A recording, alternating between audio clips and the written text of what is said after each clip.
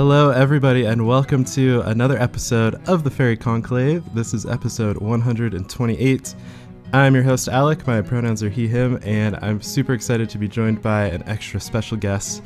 It's Cass Hines, also known as Strixhaven Dropout. How are you doing today, Cass? I'm doing really good. I have boba, so my day is 10 times better than normal. Yes. Yeah, when you said that earlier, I was like, oh, I've been wanting to get boba for the last few days, and I think today might be the day I finally do it. You should. Okay, yes. There's a really good boba place right next to me. This is super off topic already, but I think about it almost every day. What's your go-to order for boba? Oh, usually I just get a classic milk tea boba with the place next to me does this it's like a charred caramel thing on top. Ooh. And that's really good. But if I'm not feeling something milky, they also have a really good strawberry matcha with jelly bobas that's really good. So it's usually one of those two. What about you? So for a really long time, I was a straight classic boba person. I wanted milk tea, regular boba, nothing else. I would not order anything else. And then I had my friend who I would go get boba with. She really liked the fruit teas with the popping pearls or whatever. So I tried it and I was like, oh my God, this passion fruit one is so good. This lychee one is so good. So most times if I'm looking for refreshing, I'll go with a passion fruit or a lychee flavored fruit tea with pearls or jelly. But my favorite of all time is a melon milk tea with regular boba. It's so hard to find melon, but I love melon flavored ones. Ooh. Okay, yes, that sounds so good. But yeah, also the milk tea versus the more refreshing fruit ones. Sometimes I just get one of each and then have two beverages. Just indulge. Yeah, it's so good. Anyway, I have you on to talk about one of your favorite decks, and I'm really excited to talk about that. But before we get too far, will you introduce yourself a little bit more and the stuff you do in the Magic community? I most notably write articles for EDH Rec and Cool Stuff Inc. under Cass Hines. A lot of the articles that I write are about the social aspect of Commander, how many times can I remove Kalia the Vast before I'm a bully, or should I be playing burn decks because I keep getting hated out of the game and I get salty, these sort of questions. And I also stream deck reviews on Monday at 8 p.m. Eastern, basically seeing if people's decks fall into the bracket they think it falls into so that they can have better conversations with their friends about what they think their deck can do. And I also am pretty active on Blue Sky. I post short form content on TikTok, Instagram, YouTube. I'm basically doing literally everything you could do. I love that. Yeah, I really like your focus on the social communication aspects of Magic. I feel that's something that's so important, and it does cause a lot of problems. Kalia is a perfect example because I have a friend who just started getting into Magic 2 months ago, and he, of course, I think many of us saw Kalia and was oh, that's my first Commander deck. And so the rest of us, I know, which is I love that for you. It's awesome. But also there's a caveat with commanders like this. This one in particular is just quite infamous. And he's oh yeah, for sure. But it's, I don't know. Stuff like that is just you don't really have to deal with that in other games. So coming to Magic, it's very strange to be your choices with your deck building can have impacts outside of what you might expect.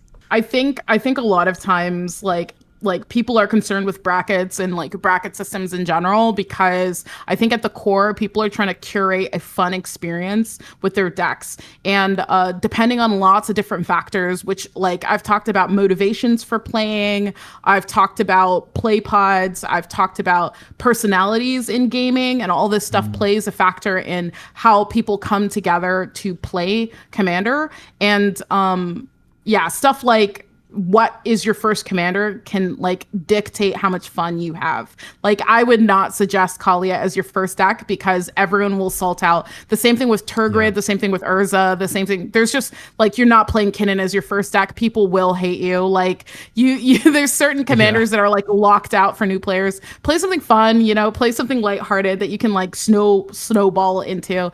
But it's hard because the Magic community is so finicky. You can never know what is actually going to salt out another player. So, yeah, it's interesting. And for this example in particular, I also was surprised that he even like found Kalia as a card, considering just in the last year there have been like 8 million legendary creatures to pick from. And yeah, so I don't know, it's kind of funny because I've originally gotten to Commander and Kalia was one of the first ones that I looked at, and I was like, oh, this would be a cool commander. So yeah, it's funny that still continues to this day. And also this was like a part of explaining the brackets and how it was updated with to include like kind of how many turns to expect the game to go. And my friend was like, well, I'm trying to win as fast as possible because, one thing I should mention is he is a Yu-Gi-Oh player coming into Magic for the first time. I before you said that, I could tell. Yeah. I could tell. I know. I used to be a Yugi and my partner used to be a Yugi. And the way we play Magic is very different from how non-Yugis used to play Magic. Yes. So before you said it, I was like, picked Kalia as the first commander. Like, wants to win as fast as possible. Yeah, that's a Yugi. Yep.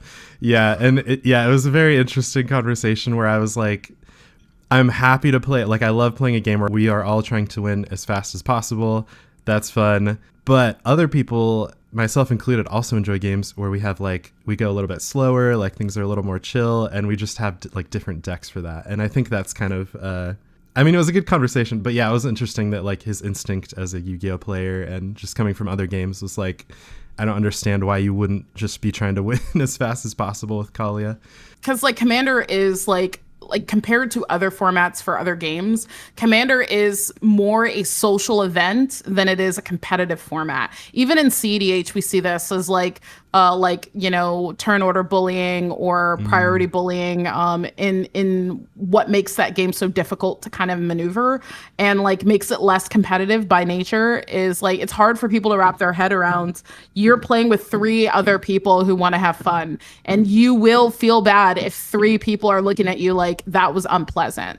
I feel like I could talk about the social stuff for a long time, and it's good to talk about, and I often think of like new players coming in being surprised about how it all works, but I do think established players like myself, it's still good to talk about and to you know, I have lots of different play groups, meeting people at conventions. It's something that like you don't want to skip over that part of playing Commander especially. So yeah, I do think it's like more important for enfranchised players because they're the ones with the bad habits, teaching the new players the bad habits. Yes. So like I think getting to a normalcy, especially with the bracket system being like, hey, this is how we're going to mitigate like bad actors and bad behavior. It's like good for people to talk about that. And that's the whole point of the bracket is like rule 0 conversation. So I think everyone should be utilizing it. Yes, I agree. Perfectly said. I can't add anything to that. Sweet. Okay, I am excited to get into talking about one of your favorite decks. Really quick, before I get into the interview questions, I always shout out one of my patrons at the Conclave Mentor patron level. So Lee, thanks so much for being a patron. I really appreciate it. Okay, let's do it. So my first question for you is, please introduce us to your deck and what inspired you to build it in the first place. So I'll talk about what inspired me to build it and then I'll explain the deck. So I have a tendency to see other people play a deck and think to myself, man, I want that. I see another person play a deck and I'm like, oh, that's so fun. That's so cool. I want to do that too. So a lot of times my favorite decks are because I've witnessed someone play it and I'm like, I'm going to steal everything that makes that deck good and I'm going to make my own version. So I had a friend, their name is AJ. They played Dihada, and it was such an oppressive deck. It was so strong. It was so fun. And watching them get excited about their own triggers in their deck, I was like, I want that same joy. So I built Dihada Binder of Wills as being the same sort of thing as AJ's deck, except I wanted my deck to be more graveyard recursion. I wanted it to be more graveyard heavy. The creatures that I chose, the instants and sorceries that I chose, I wanted it to be kind of like a super aggro graveyard recursion combat deck that sort of had a lot of protection. I wanted it to find a way to kind of eke out damage and do explosive turns. That's sort of the goal, which is a little bit different because my friend focused a little bit more on like powerful creatures instead of ones that could recur themselves. So that's sort of what my deck is trying to do. Nice. Okay. I really like that. The first thing you said about seeing somebody else's deck and then wanting to copy it, I have such a big problem with that. It's part of the reason why I love doing this show, but it's also like I can't build every deck that I interview people on, and I always want to. And it's just like, yeah, I'm like looking over at my shelf and I stole at least 3 or 4 of these from people who I've talked to about their decks. It's just so great, especially when you get to see it kind of like in person against you, especially for a commander like Dihada, that it's kind of open to different play styles, like you said. So you took their deck, their commander, and kind of the idea, but changed it so that it was a different focus. Yeah, that's really cool. I like that a lot. So one thing, since we did mention brackets earlier, what bracket is this deck meant to be? So there's a little bit of backstory on this. I love using this deck as an explanation as to why the bracket system of old, while accurate, a lot of people use the system incorrectly. I have told a million people this. I have a bracket 4 deck that does not have 3 game changers, that has very few tutors, that uses synergy alone to be oppressive. So I know in my heart this is a bracket 4. It's not CDH adjacent at all. It doesn't have the meta of CDH, but it's as strong as a bracket 4 really can be. It's my highest win rate. I can sit down at any table and tell a person, hey, I'm going to do heinous stuff and deliver every single time, regardless of who I'm playing. The problem is that the original bracket system, people just look at the diagram, the original one, and didn't think about the article that came with it. The article justifies that Dihada is a bracket 4, right? Because of the synergy and the play pattern and the aesthetic of the deck. But a lot of people would just see, oh, I'm only running 2 game changers. It must be a bracket 3. No. So this is a certified bracket 4 deck. Okay, I really like that. And that's one thing. I know they just recently updated the brackets to basically kind of like add a lot of the context and information from the original article into like the graphic, which I think will help a lot. That was something that, exactly like you said, people look at the graphic only and just, I mean, we're Magic players, right? We like numbers and restrictions. So when you see 3 game changers, like that's it. That's what a lot of people locked in on. And it's funny because my whole, deck review stream is basically explaining to people why the rest of the article really matters. And when this new graphic came out, a lot of people were like adding me on Blue Sky being like, you reviewed my deck, and based on the new graphic, it makes sense why you did that. And I was like, I know. Nice. I know, right? Like it was so vindicating because it had been what I had been saying to people constantly, getting blowback, people ignoring this. And now that they have this graphic, I feel like it's going to be so much easier to explain to people what their deck should be doing. Yeah, I really like that. It reminds me of a deck I struggled with when brackets first came out, which is my Rakdos Lord of Riots deck.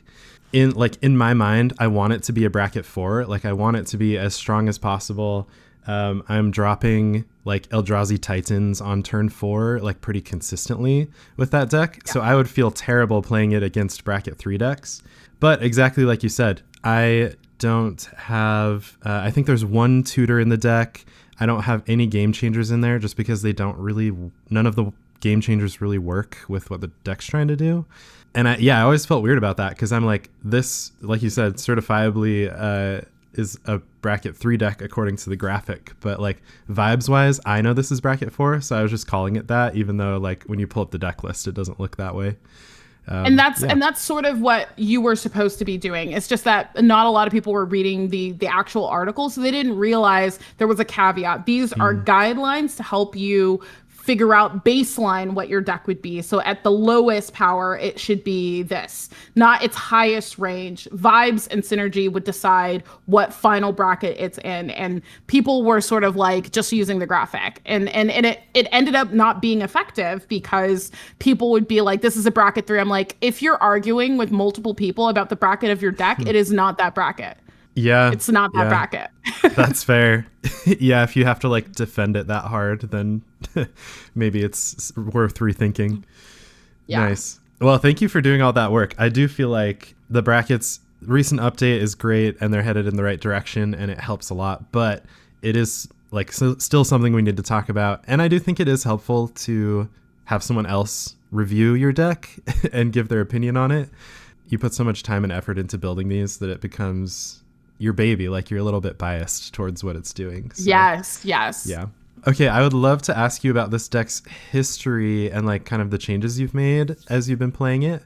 But I don't think we actually read off what Dihada does, so which we should probably have at some point. Would you like to read off Dihada's abilities? Yes, I have her pulled up right here. Okay, so Dihada is 1 in Mardu. She's a legendary planeswalker that has a text at the bottom that says, this planeswalker can be your commander.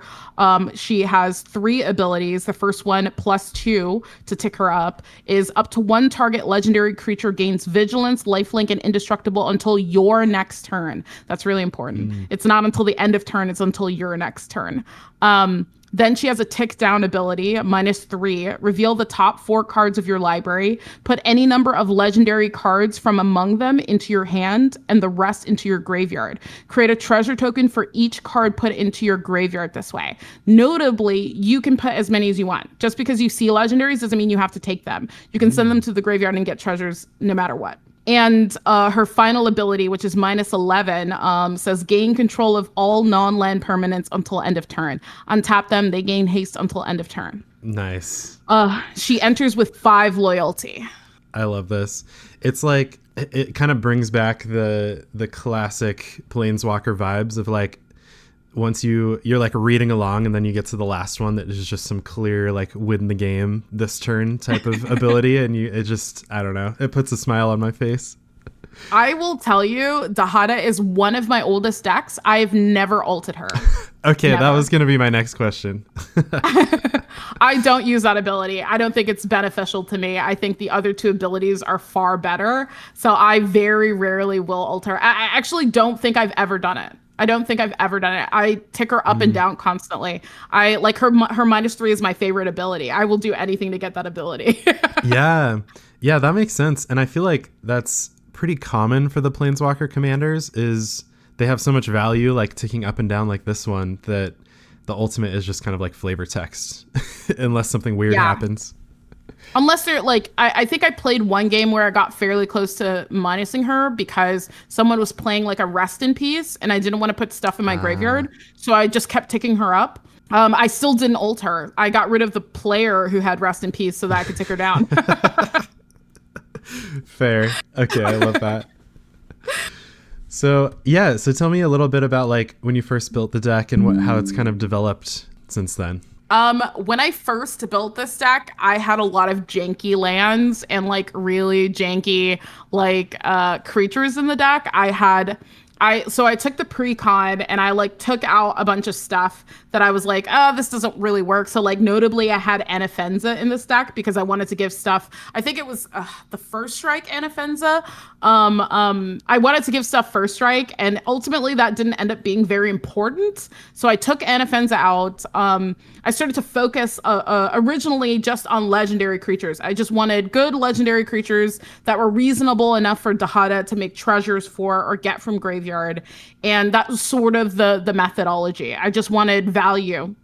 Then I started incorporating creatures like Olivia, which when she attacks, she reanimates a creature, or like cards like Kalane, that when you use treasures, things get bigger. I sort of mixed out certain legendary creatures that were more powerful for ones that are particularly good in this deck. And I feel like maybe like when this commander first came out, there wasn't as much of a pool of legendaries to pick from to kind of like hone in on a certain strategy. But yeah, looking through the legendaries in this deck list, it's like a lot of them care about graveyard stuff. Like there's just a lot of options that kind of come together.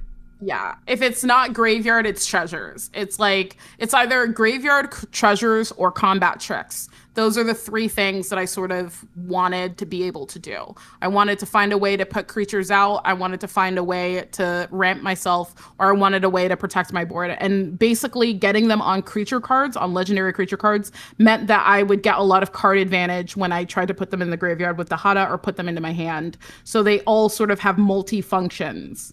Cool. I really like a deck that has options for any scenario that you're in. Like there's a lot of, I'm looking at like Drana and Linvala that stops activated abilities of creatures your opponents control. Just like little things like that you might need, not every game, but like every 1 in 10 games. But you'll like be able to find that like pretty easily with the way the deck is set up. And I like that a lot. Yeah, it's like I think about removing Drana and Linvala all the time, but I'm like, oh, it's a flying vigilance 4 mana, which means that if I pitch everything with Dihada, I can just cast it. And then on top of that, it has the keyword flying and vigilance, so that if I have Audric out, all of them get flying and vigilance. And on top of that, it's a stacks piece. It just basically stops people from doing weird stuff to my board. It's like, it's a house. Yeah, and that's interesting. One thing you said there, which is if one of these is 4 mana or less, then Dihada's -3 can like pay for it. Yeah, I hadn't really put that together, but that makes sense now. I'm seeing that like the big majority of your legendary creatures are 4 mana or less. That's really smart. So tell me like, just like, what is it that you like about playing this deck? What is it about this strategy that does it for you? I like... Okay, so combat strategies in general are not very good. In the grand scheme of Magic, the most oppressive like strategies in Magic are usually like combo burn or like alternate win cons. These are ways to kind of expedite the game in a very efficient way. So you usually combat is too slow, right? Burn is a little bit better at reducing life totals. Combos are a little bit better at consistently winning the game, but they're a little bit slower, right? So aggro strategies can get in for a lot of damage. They get board wiped and then they have to rebuild. And what I love about Dihada is that I want you to board wipe. I want you to board wipe because I'm going to have an easier time getting stuff out of my graveyard than everyone else. So I make this super oppressive board. I go in for a lot of damage. And then on top of that, I have the protection of the reanimator to constantly put my board back together. So I'm never really worried about what anyone will try to do to me. It's like a very consistent rebuild strategy. So it's really fun because I could swing out for a lot of lethal damage. Someone can board wipe me and then I can living death. And I'm like, okay, so we're back where we started. That's so good. And that was one of the things, like when I was looking at this deck list earlier, once I saw Living Death was in the list, I was like, oh yeah, we're going to have a fun time. I love that card. Yeah. I feel like the kind of standard graveyard deck that you think about is more of a mid-rangey value engine type of thing. So I really like that this is a graveyard deck that is trying to be aggressive and is like more on the aggro end of things. And the graveyard piece is like exactly like you said, like once you get board wiped, you are able to like quickly rebuild and keep the aggro damage coming. That's, I've already reached the point where I'm like, I want to build this deck now. It's very fun. I love it because I play in a pretty competitive group, and I've seen some decks that I'm just like, these decks are so insane, and like weirdly Dihada still comes out on top. It's like It's like crazy to me how incredibly powerful this deck functions and how I've built it. I'm always constantly surprised, and it mostly pilots itself at this point. I don't have to think very hard about my turn or game actions because every action that I take in my deck is usually a good idea. So a lot of times I'm just surprised by how incredibly oppressive it is, which is why I kept telling people, I was like, I won't play this in a bracket 3 table at all. There's no chance that you would win. Like Dihada hoses people who are playing super souped up bracket 4 decks, right? Like every game changer under the sun, and Dihada still oppresses. So I'm like, I don't really want to run it in a lower power table. Yeah, that makes sense. And especially with a commander that we hadn't really mentioned this earlier, but a commander like that is from a pre-con, when people see that, they're just going to be like, oh, that's a bracket 2 or like a 3 if you've upgraded it. Yeah. There's like honestly, maybe a handful of cards from the pre-con are still in here. Yeah. like so few. Yeah. And I feel like that's pretty common too. I have a couple commander decks from like the face commander of a precon that are just not even close to the power level of a normal precon. Like yeah, some of them go wild. So nice. I love that. So we talked a little bit about what goals you have while you play this deck and like the general strategy. Is there anything else that you would like to mention or talk about when it comes to like the goals while you're playing this deck? Something that is a sub-theme that I have been very strict about is getting as many keywords into my deck as possible, because one of my blowout cards is Odric, Luminarch Marshal. He gives all my creatures on every combat every keyword that I possess. So on every turn, I can give everything: Menace, Flying, Double Strike, Vigilance, Lifelink, Haste, everything. I could do that. So a lot of times when I am picking a creature for the deck, I like to think, okay, does it have keywords? Like, is it 4 mana? Is it like, does it reanimate something? So that's another thing that I take into consideration when I put a card into this deck. I recently haven't added too many things to it. I think Deadpool is my most recent add in a really long time. Yeah, I hadn't even realized that, but Dihada giving one of your creatures Vigilance, Lifelink, and Indestructible, and then Odric just giving all of your creatures Vigilance, Lifelink, and Indestructible. That's a really good combination of keywords already. Yeah. And then, throwing like Flying from Drana and Linvala or something like that. Okay. That's a really cool addition. I like that a lot. Okay, so I'm curious about, since we've talked a lot about the power level of this deck, what are like the weaknesses that this deck has? What kinds of other strategies do you have to watch out for while you're playing it? Exile effects. Like, if you farewell me, I'm so locked out. If you Vandal Blast me, I'm so locked out because you're just blowing up all the treasures that I tossed my creatures for. If you Bajuka Bog me, or if you Rest in Peace me, I'm like, anything that disrupts the graveyard or mass removes like artifacts are going to put me way behind. The thing is, the biggest weakness of all time, this is like a complete blowout, I never recover from this, is if Dihada is a planeswalker, which means most counter spells counter her. So like if I play like Dihada and you like negate it, I'm like out of that game. There's just like no rebuilding. It's too slow. I'm too behind. I paid 4 mana and I can't do anything. Like, that is the biggest blowout. Ooh, that makes sense. Yeah, especially because like you're trying to get to 4 mana to get Dihada out, and then from there you should be able to get a bunch of treasures to keep going. And put a blocker out, or even then, like if I play Dihada, get the 4 treasures, and I wait until my next turn, that's 8 mana. So I can play something like Avacyn, right? So like if you counter that, I'm like, oh, I'm so behind, because it's gonna cost 6 mana to recast her, and someone else can counter her. It's so bad. Yeah. Ooh. Okay, that's fair. Yeah, and then on the topic of like mass exile stuff, like Farewell, my playgroup, that's like the meta has kind of revolved around those mass exile effects, and it like makes sense. It's because we have an Avacyn player, and I love playing against their Avacyn deck, but like anything that says destroy just will literally not do anything against that deck. And then we also have quite a lot of graveyard players, myself included, in this group. So it's just, everyone has evolved to like any instant speed interaction has to exile, or it just won't really do much most of the time. Farewell is like very common. And it's brutal. So I can understand a graveyard deck that relies on trying to get your 4 mana commander out being like having a hard time against stuff like that. Yeah, and I usually like I'm a firm believer that when I sit down at a table and I'm playing a particular deck that I think is strong or oppressive, I like to explain my deck to other people, because I don't want to like try to win because you have no experience, right? I usually tell people my play lines. I'm like, hey, if you want to like blow me out in this game, do not Bajuka Bog me on like turn 4 or 5. Like, that will do nothing. I like won't care. If you Bajuka Bog me on like turn 6, that's a good time to do it, because I spent the rest of those turns putting stuff in my graveyard to reanimate. Like, so that's a good time to do it. Late game is a better Bajuka Bog or a better Farewell, because if you do it too early, because my board is crazy, I still have so many turns to recover. I can put more stuff in my graveyard. I don't need to worry about the first instance of it. But I usually tell people this: counter Dihada and wait to use your Bojuka Bog. I like that viewpoint a lot. I do the same thing. I'm like, exactly like you said, I like to warn people when my deck turns from like it's about to start winning the game probably soon.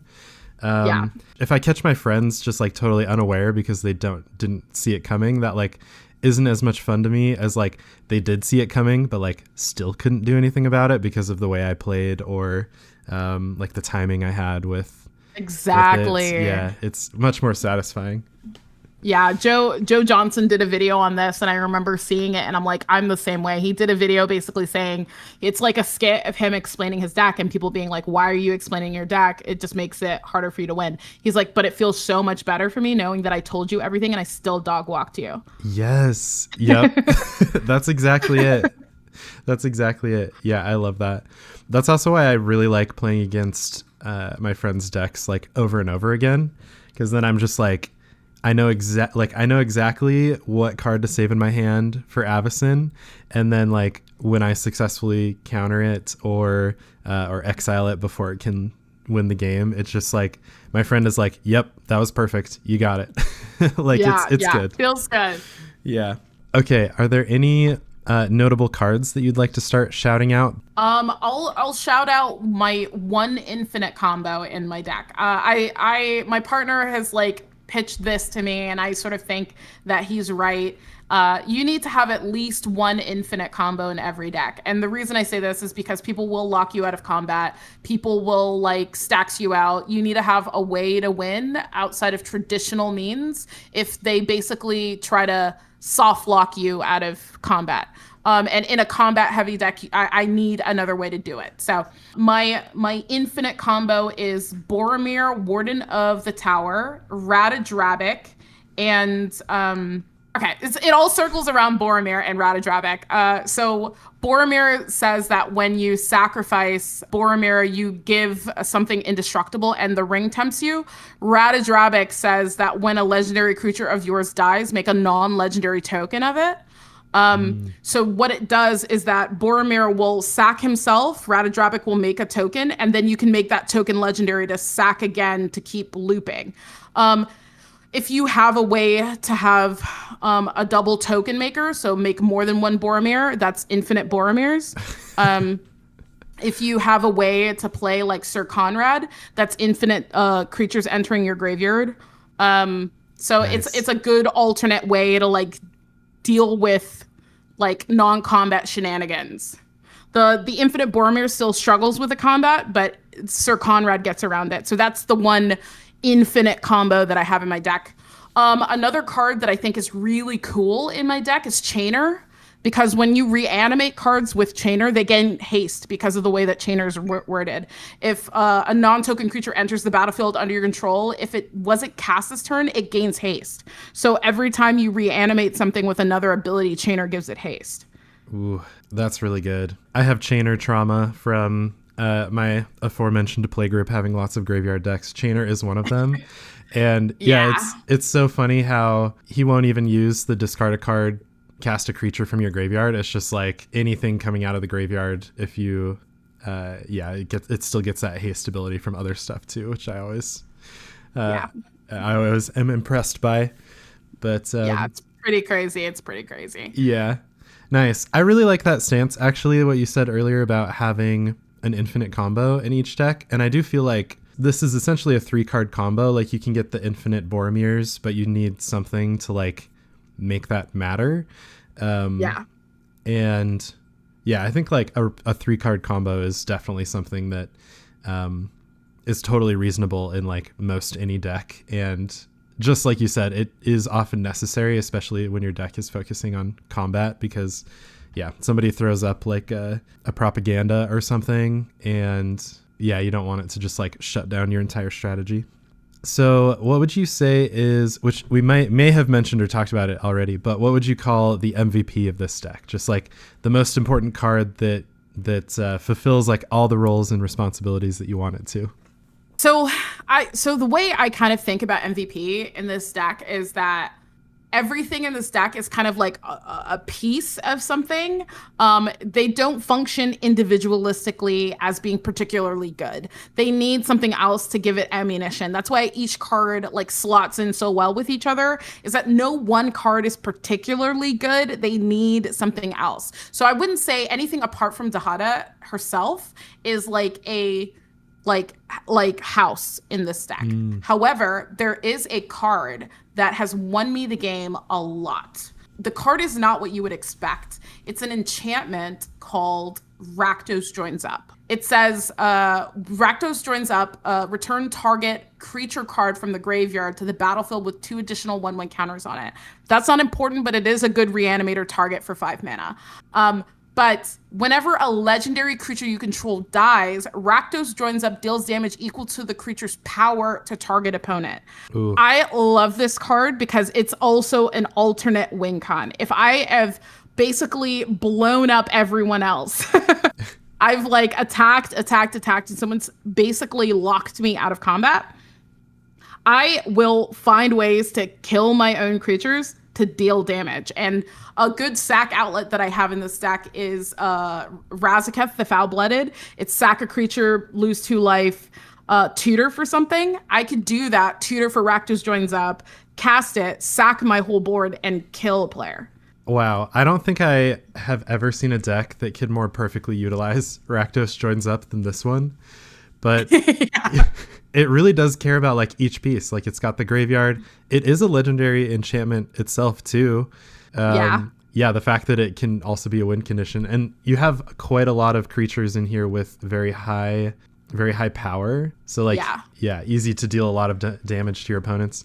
I imagine too, since it's target opponent, that it's like whichever opponent is causing the most issues, like not letting your board through, like that's the one you can just take out with this one. And then yes, maybe still have some creatures left over for the rest.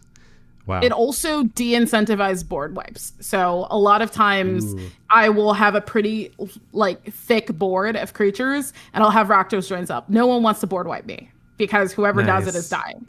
Yeah.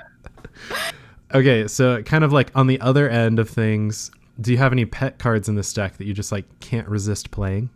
I have a card in this deck that I literally couldn't tell you what this card does because I've misread it so many times. I always think this card is so much better than it is. It like sucks. It like sucks so bad, but I love it. It's called Surge of Salvation. It's 1 white. It says you and permanents you control gain hexproof until end of turn. Prevent all damage that black and red sources would deal to creatures you control this turn. So it's like I always misread it and think that it's damage dealt to me. So a lot of times when people try to like kill me on the stack, I will like tutor for Surge of Salvation and then realize that it doesn't actually do what I thought it does. It did, but me and my permanent still gain hexproof, so I can at least like protect myself from targeted like stuff. And if someone like, I don't know, tries to target like my Avacyn with an ability, I can give her hexproof. Or if someone tries to bolt another one of my creatures, I can make it have protection. It's not a particularly good card. The reason I play it is because it's 1 mana to do this. And a lot of times with Dihada, people are constantly fighting me on the stack if I have Razaketh out. So a lot of times I'm kind of trying to put protection on the stack and I need less and less mana to do it. I have a lot of free spells that do this, and I have a lot of low cost spells that do it. But this card sucks. I cannot explain to you why I still play it. Well, that's fair. One thing I do appreciate about this card is that it is permanents you control instead of creatures. So it protects Dihada and like your enchantments and artifacts and stuff, which I feel like is not usually how these like white protection spells are worded. So yeah, I don't know. That's something, but that is fair. I love it, but every time I play it, I'm like, oh, I don't think this saves me. This actually doesn't do what I was hoping it would do. That's funny. Y'all need to look up Surge of Salvation. It's Dominic Mayer has the art for like the standard version of it, and one of my favorite Magic artists. And this art is beautiful. Ooh. So if for nothing else, I do think it's worth it for that. Okay, I'm excited to hear about this. Do you have an example of like one of your favorite in-game moments that you've had while you were playing this deck? Yes. Okay. So I was I have so many good moments with this deck. This is like I love playing it because it's so fun. You get to do so much cool stuff. Okay. I remember I was playing a game. It didn't actually end up going my way until the very end because I misread one of my cards, but it was still really cool what I would have been able to do. So I was playing, I had Razaketh on my board, and I was going against someone who was like getting a ton, like was playing Elf Ball, like tons of like untap, tap. I can't remember the name of that elf that says that all your elves get the ability that when it taps, they untap. I don't remember. I don't remember this card, but it's mono green, and they were sort of looping this to make like more and more lands and more creatures. And I was like, they're gonna outpace me. They're just gonna have like a huge board, but none of it had haste. And so I tutored with Razaketh. I like sacked one of my creatures, and I went and got Eowyn Fearless Knight. What she says is that when she enters the battlefield, exile target creature an opponent controls with greater power. Legendary creatures you control gain protection from each of that creature's colors until end of turn. Ooh. So I played this to try to get in for a little bit of damage, but then I thought, you know what? I still have a ton of mana left over. I tutored for Primeval's Glorious Rebirth, which returns all legendary creature cards from your graveyard to the battlefield. That means it's legendary permanence. So like Rakdos Joins Up came back, all these other things that I had pitched with Dihada over the course of the game. And one of them was like, one of the creatures I had was Chainer. So they all got protection from like everything. And it was just huge board that I had put together. But the thing I forgot was that Chainer gave it haste. So I passed the turn. I didn't attack. Oh. I ended up winning this game, but like I thought back and I was like, Eowyn is so crazy in this deck because you just exile someone's commander and then you just can destroy them. Yeah. Like there's nothing they can do. That's wild. Yeah. And yeah, legendary creatures you control gain protection from each of that creature's colors. So yeah, it's like no matter what colors they're playing, if you get their commander, it's all of their creatures now. Like can't block. Yeah. And on top of that, it applies to the whole board state. So if you hit someone with 3 colors and someone's playing 2 of those colors, you can attack anyone. Oh, wow. I didn't even realize that. Yeah, that's cool. So yeah, it was really crazy. I did end up winning that game, but I could have won it at that moment. And I thought that was really cool because Chainer would have given all of them haste. Wow. That's wild. Yeah, that's the funny thing about legendary creatures that all have like quite a lot of rules text is once you start getting like all these different ones, especially if you're reanimating like 10 legendaries all at once, it's like pretty wild to see the combinations and synergies between them. Sweet. Okay, we've made it to my final question for you about this deck, and that is I'm also asking for myself, but what advice would you give to players who are like interested in this deck and want to build it for themselves? The one thing that I can tell you is that when I was building this deck, I focused a lot on all the different things that Dihada is good at when I pick my cards. I want it to fulfill one of the categories of either graveyard recursion, treasure making or treasure utilizing, legendary creatures, or keywords. I think that Dihada does all of those things really, really well. Using any one of those abilities when you build the deck, it makes it work a little bit better because every little thing Dihada does benefits your whole deck. So I focus a lot on each one of those elements. So I have some cards that are really good with some elements, but it always feels like every action I take in my deck is beneficial to me. I really like that. I feel like decks that feel that way, where it's like no matter which decision you make about like which legendaries to put into your hand, which ones to put in the graveyard, like when to cast your spells, when to get treasures, when there are a lot of decisions, but it feels like all of them are like a good decision, so you never are regretting what you did. I think that just makes it feel really nice and adds a lot of replayability to a deck. Yeah, just makes it a fun experience to play. So yeah, I like that a lot. Sweet. Thank you so much, Cass, for letting me ask you a whole bunch of questions about your Dihada Binder of Wills deck. I had an amazing time. This was super fun. Yeah. I wanted to just name one more card before we go because I completely forgot about this card. I just wanted to say Audric is a must. If you are building Dihada, you have to put Audric in this deck because Audric is going to be your closeout. Like you're going to close out a lot of games with him. He just looks around and makes value. So like absolutely play him. Nice. Yeah. No, I totally agree. I'd love a deck that plays Audric. Like the keywords, I don't know. Something about that is so fun to be like, I'm attacking you with my board of 10 creatures and they all have, and then you just list like 8 keywords. I love that so much. Yeah. Do you have any like upcoming content or anything that you would like to shout out? Yes, I believe I've got a couple of things coming up. I have, in a couple of months, I have an episode of Tabletop Jocks coming out where I do play Dihada Binder of Wells, if you want to see that. I also have an interview coming out with Am I the Bullcast? I think it's coming out maybe a couple of days before this comes out. Oh, that's right. I was supposed to mention that this episode should be coming out on my birthday. So this is a little gift to me. I'm very, very excited. But I do have an episode of the Bullcast, Am I the Bullcast, coming out sometime next week as well. So amazing. Okay, love that show. And if that episode is out before this one, then I will make sure to include a link to it in the episode description here. Yeah, I'm so sorry. I totally forgot to mention this up top, but happy birthday. Also, happy Halloween. Woo!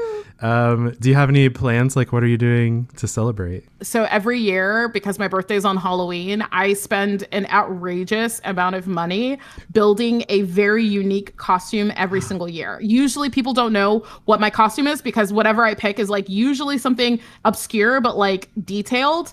And I will build that costume, kind of like cosplaying, but like casual cosplaying for Halloween. And, this year, I am building Everything Everywhere All at Once. The daughter has like an all black outfit that she does.